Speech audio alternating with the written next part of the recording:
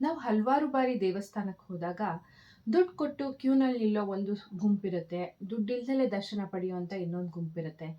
ನಾವು ಅನ್ಕೋತೀವಿ ದೇವಸ್ಥಾನಗಳಲ್ಲೂ ಯಾಕೆ ಈ ರೀತಿಯಾದ ತಾರತಮ್ಯ ಅಂತ. ಈ ಕತೆ ಕೇಳಿ. ಗಂಟೆಗಟ್ಟಲೆ ಕ್ಯೂನಲ್ಲಿ ನಿಂತಂಥ ಒಬ್ಬ ಭಕ್ತ ದೇವ್ರ ಪ್ರತ್ಯಕ್ಷ ಆದಾಗ ಕೇಳ್ಕೊಂತಾನಂತೆ, ದೇವ್ರೆ, ನಾನು ಹಲವಾರು ತಾರತಮ್ಯಗಳನ್ನು ನೋಡಿದ್ದೀನಿ, ಆದರೆ ನಿನ್ನ ದರ್ಶನಕ್ಕೆ ಬರುವಾಗಲೂ ಕೂಡ ತಾರತಮ್ಯ ಮಾಡ್ತಾರಲ್ಲ, ಇದಕ್ಕೆ ನೀನು ದೇವರಾಗಿ ಯಾವುದೇ ರೀತಿ ಒಂದು ಕ್ರಮನ ತಗೊಳ್ತಾ ಇಲ್ವಲ್ಲ, ಯಾಕೆ ಅಂತ. ಅದಕ್ಕೆ ದೇವ್ರು ಹೇಳ್ತಾನಂತೆ, ನಾನು ತಂದೆ ತಾಯಿನೇ ದೇವ್ರ ಸಮಾನ ಅಂದೆ, ನೀವು ಕೇಳಲಿಲ್ಲ. ಗುರು ಹಿರಿಯರಲ್ಲಿ ದೇವರನ್ನ ಕಾಣಿ ಅಂದೆ, ನೀವು ಪಾಲಿಸ್ಲಿಲ್ಲ. ಜನಸೇವೆನೇ ಜನಾರ್ದನ ಸೇವೆ ಅಂತ ಹೇಳ್ದೆ, ಆದರೆ ಕಷ್ಟದಲ್ಲಿದ್ದವ್ರಿಗೆ ನೀವು ನೆರವಾಗ್ಲಿಲ್ಲ.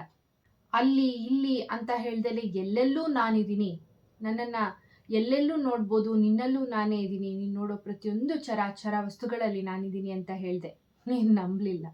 ನಿನ್ನೊಳಗೆ ಜೀವಂತ ಆಗಿರೋ ಅಂತ ನನ್ನನ್ನು ಮೂರ್ತಿಯನ್ನಾಗಿ ಮಾಡಿ ಒಂದು ದೇವಾಲಯದೊಳಗಿಟ್ಟು ಸೇವಾ ಶುಲ್ಕಗಳನ್ನು ವಿಧಿಸಿ ಸರದಿ ಸಾಲಿನಲ್ಲಿ ನಿಲ್ಲುವಂತೆ ಮಾಡಿ ವಿವಿಧ ಪೂಜಾ ವಿಧಾನಗಳನ್ನು ಸೃಷ್ಟಿಸಿ ಅದಕ್ಕೆಲ್ಲ ದರಗಳನ್ನು ಕೂಡ ನೀನೇ ನಿಗದಿ ಮಾಡಿ ಈಗ ತಾರತಮ್ಯ ಮಾಡ್ತಾ ಇದೀಯಾ ಅಂತ ನನ್ನನ್ನು ಬಂದು ಕೇಳ್ತಿದ್ಯಲ್ಲಪ್ಪ.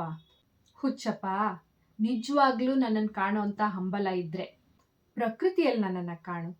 ಅಣು ರೇಣು ತೃಣಕಾಷ್ಟ ಅಂತ ಏನು ಹೇಳ್ತೀವಿ, ಪ್ರಾಣಿ ಪಕ್ಷಿ ಮನುಷ್ಯರಲ್ಲಿ, ಗುರು ಹಿರಿಯರಲ್ಲಿ, ತಂದೆ ತಾಯಂದ್ರಲ್ಲಿ, ಮತ್ತೆ ನೀ ಮಾಡೋ ಪ್ರತಿಯೊಂದು ಕೆಲಸಗಳಲ್ಲಿ ನೀ ನನ್ನನ್ನು ಕಾಣು. ನೊಂದವರಲ್ಲಿ ಕಾಣು, ಹಸಿವಾದವರಲ್ಲಿ ಕಾಣು. ಕೇವಲ ದೇವಾಲಯಗಳಲ್ಲಿ ನನ್ನನ್ನು ಮೀಸಲಾಗಿಡಬೇಡ. ನಾನು ಭಕ್ತಿಯನ್ನ ಅಂಧತೆ ಅಂತ ಹೇಳ್ತಾ ಇಲ್ಲ. ಪರಸ್ಪರ ದೇವೋಭವ ಎನ್ನುವಂತಹ ಒಂದು ನಿಟ್ಟಿನಲ್ಲಿ ನಾವೆಲ್ಲರಲ್ಲೂ ದೇವರನ್ನ ಕಾಣೋಣ. ಏನಂತೀರಾ?